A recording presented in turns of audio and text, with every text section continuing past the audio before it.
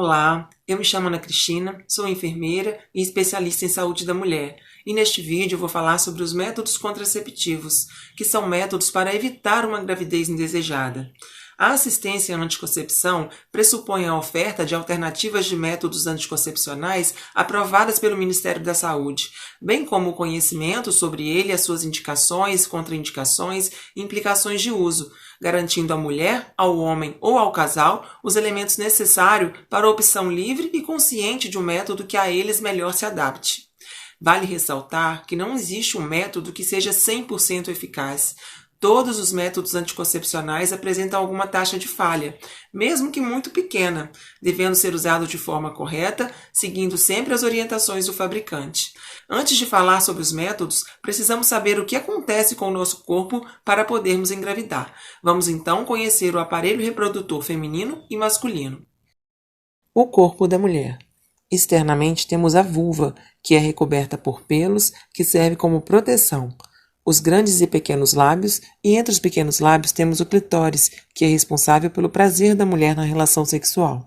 A seguir, um orifício por onde sai a urina, que é denominado uretra. Então temos a vagina, que se liga ao útero, por onde sai a menstruação, e onde ocorre a relação sexual e a saída do bebê, no caso do parto normal. Internamente, a mulher possui o útero, as tubas uterinas e os ovários. Os ovários guardam os óvulos desde o nascimento e após a puberdade, eles começam a amadurecer e ser eliminados todos os meses. A tuba uterina é o local onde o óvulo ficará por até 48 horas à espera do espermatozoide, e é onde ocorre a fecundação, que é o encontro do óvulo com o espermatozoide. No útero é onde o ovo irá se instalar e se desenvolver por 9 meses. Ele é um órgão pequeno, porém tem a capacidade de aumentar de tamanho na gestação, acompanhando o desenvolvimento do bebê. No útero, todos os meses é formada uma camada interna de células feita para abrigar e proteger o bebê se houver gravidez. Não havendo fecundação, essa camada é eliminada em forma de sangue menstrual. A maioria das mulheres menstruam a cada 25 ou 35 dias, período este chamado de ciclo menstrual. No meio deste período ocorre a ovulação, mais conhecida como período fértil, que é a fase do ciclo que a mulher está biologicamente pronta para engravidar. Neste momento, ocorre a liberação do óvulo maduro pelo ovário. Os hormônios do período fértil trabalham para favorecer a concepção. Por isso, é um período em que a mulher se encontra mais úmida na vagina, com secreção chamada de muco cervical, que facilita a penetração do pênis na vagina e a grande corrida dos espermatozoides até o óvulo. E é também neste período que a mulher tem um aumento do desejo sexual, o que a deixa mais vulnerável e receptiva ao ato sexual. O corpo do homem. O pênis é um órgão genital visível que abriga a uretra por onde sai a urina e o líquido da ejaculação, chamado de sêmen ou esperma. É no saco escrotal ou bolsa testicular que estão abrigados os 2 testículos, que são responsáveis pela produção dos espermatozoides. Agora vamos explicar como acontece a gravidez. A gravidez acontece através da fecundação, que é o nome que se dá quando um óvulo se une a um espermatozoide. Esse processo geralmente acontece nas trompas e depois de algumas horas, o zigoto, que é o óvulo fecundado, migra para o útero, onde irá se desenvolver e permanecer por 9 meses. Agora vamos conhecer um pouco sobre os métodos contraceptivos e suas características, lembrando que não existe um método ideal para todas as mulheres.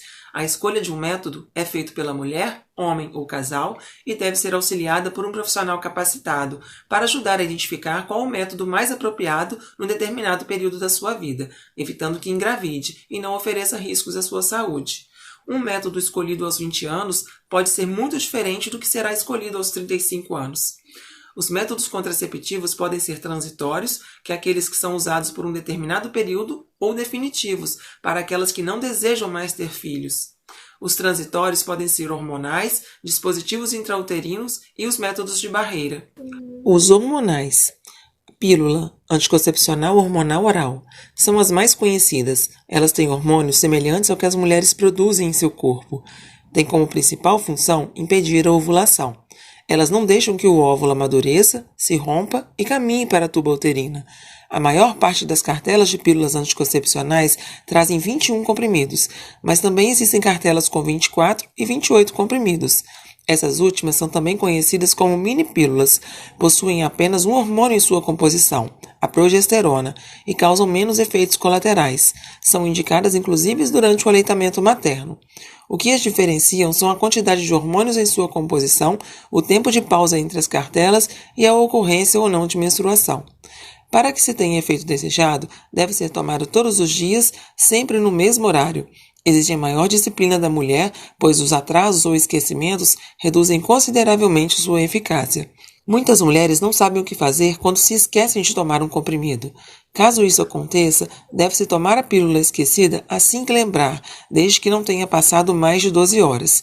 Caso esse horário tenha sido extrapolado, recomenda-se continuar usando o método e associar um método de barreira, como a camisinha, por exemplo. Anticoncepcional injetável mensal.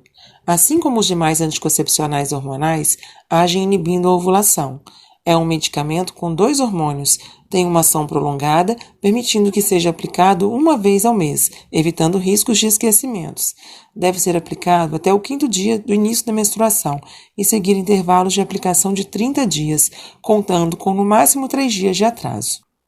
Anticoncepcional injetável trimestral. É composto somente pelo hormônio progesterona. Tem ação prolongada, permitindo que possa ser aplicado a cada 90 dias, ou seja, uma vez a cada 3 meses, evitando também riscos de esquecimentos. Deve ser iniciado durante os primeiros 5 dias da menstruação.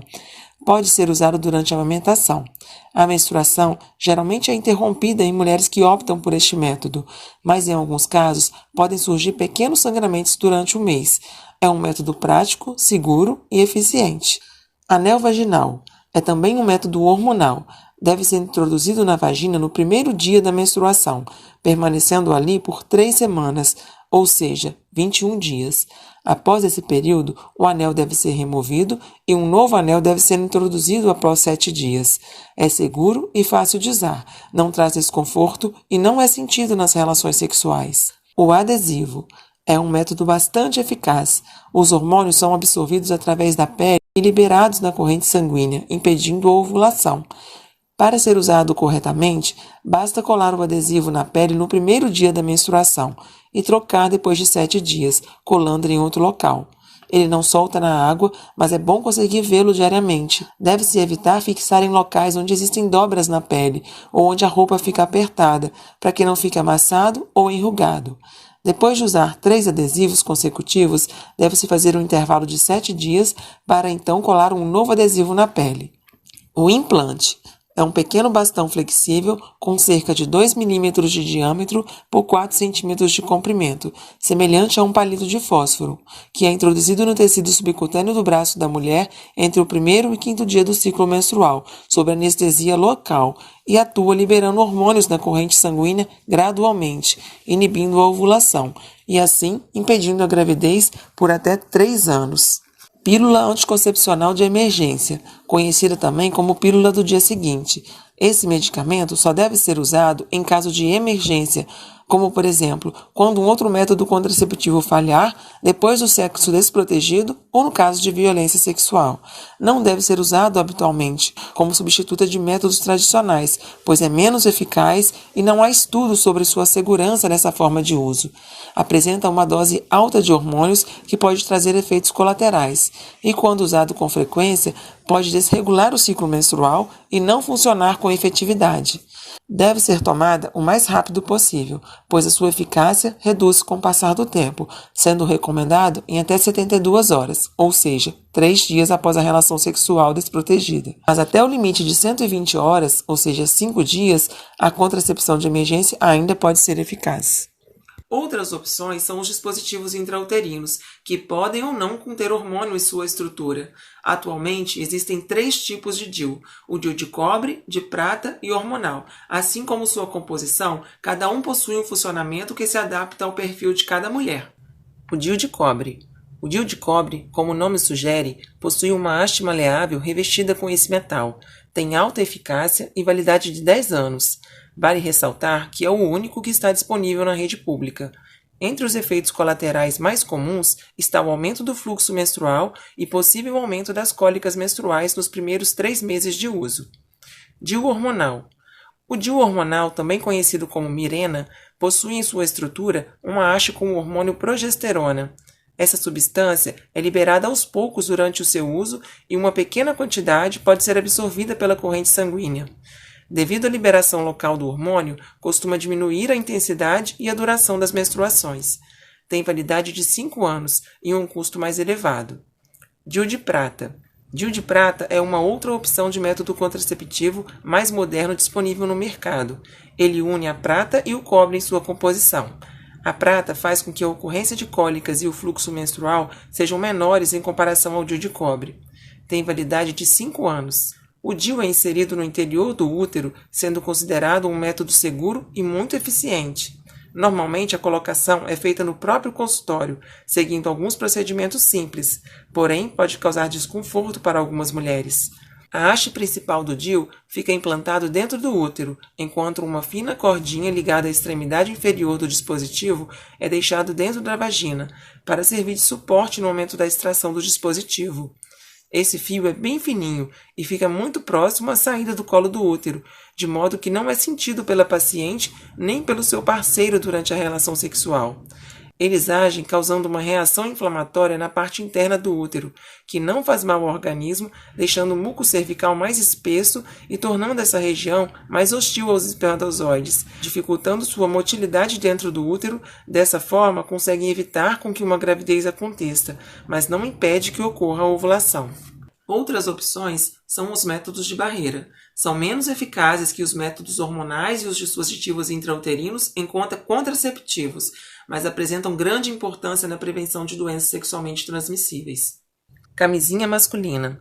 É um método seguro que evita a gravidez, mas também protege contra as doenças sexualmente transmissíveis, como a AIDS. É de látex, uma espécie de borracha que envolve o pênis durante a relação sexual e impede o contato do sêmen com a vagina. Deve ser colocada com o pênis endurecido, antes de qualquer contato. Antes da penetração, deve-se apertar a ponta da camisinha com os dedos para a retirada do ar e desenrolá-la até a base do pênis. O esperma fica retido e os espermatozoides não entram em contato com o corpo da mulher. Deve ser descartada após o uso. Camisinha feminina. É um método de barreira que não deixa com que os espermatozoides entrem no corpo feminino. Também protege contra as doenças sexualmente transmissíveis. É feita com um plástico mais fino e mais lubrificado que a camisinha masculina. O anel interno deve ser inserido na vagina, enquanto o externo deve ficar para o lado de fora do corpo, cobrindo e protegendo a parte externa da vagina. Diafragma. Consiste em um anel flexível, envolto por uma camada fina de silicone ou látex, que deve ter o diâmetro adequado ao tamanho do colo de útero de cada mulher. Por isso, necessita de um exame ginecológico para avaliação do tamanho mais apropriado. Em virtude do seu formato de cúpula, ao ser colocado no interior da vagina, cobre o colo do útero e impede a passagem dos espermatozoides. É indicado que seja colocado antes da relação sexual e retirado após cerca de 8 horas da relação sexual, para que os espermatozoides tenham menor chance de sobrevivência. Deve ser lavado após o uso com água e sabão, secado e guardado em sua embalagem. Dura em média de 2 a 3 anos. Caso apareça algum furo ou risco na sua superfície, deve ser trocado. Para uma maior eficácia, é recomendado que seja utilizado em associação com o espermicida. Essa substância deve ser colocada na região côncava do diafragma. Homens e mulheres com capacidade civil plena e maiores de 25 anos de idade, ou pelo menos com 2 filhos vivos, que não desejam mais ter filhos, podem optar pelos métodos definitivos, como a laqueadura ou a vasectomia. Vale lembrar que estes métodos devem ser muito bem avaliados e ponderados, e o paciente deve estar totalmente ciente de que se trata de um método definitivo, sendo também necessário o consentimento do cônjuge nos casos de união matrimonial. A cirurgia para a reversão, além de ser um procedimento complexo e de alto custo, não está disponível na rede pública e pode não ser bem sucedido. A laqueadura. Cirurgia feita na mulher, onde as tubas uterinas são interrompidas, impedindo o encontro do óvulo com os espermatozoides. Dura cerca de 40 minutos. Pode ser realizada via abertura da cavidade abdominal para ter acesso às tubas uterinas, procedimento mais comum no SUS, ou por laparoscopia, em que são feitos pequenos furos na região abdominal que permitem o acesso às tubas, sendo um procedimento menos invasivo. A laqueadura é considerada um procedimento seguro. No entanto, assim como outras cirurgias, pode ter riscos, como hemorragias, infecções ou lesões em outros órgãos internos. Apresenta um índice de falha muito pequeno, aproximadamente 0,5%, mas vale lembrar que não existe um método que seja 100% eficaz. Após a realização do procedimento, são necessários alguns cuidados por se tratar de um procedimento cirúrgico, que serão definidos de acordo com o tipo de cirurgia. Consequentemente, será necessário um grau de repouso, ficar um tempo sem realizar atividade física e relação sexual. Vasectomia. Cirurgia feita no homem, onde os canais próximos aos testículos são interrompidos, impedindo que os espermatozoides cheguem ao líquido que é produzido na vesícula seminal.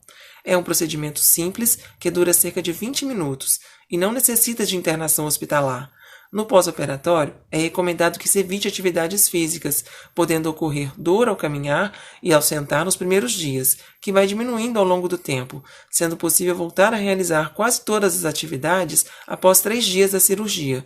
Já o contato íntimo só deve ser iniciado após 1 semana para permitir melhor cicatrização. Essa cirurgia em nada interfere na produção do hormônio masculino, na micção, no desejo sexual, na ereção e nem na ejaculação. O homem continua a eliminar o esperma, só que será constituído por fluidos da vesícula seminal e da próstata, deixando apenas de conter os espermatozoides.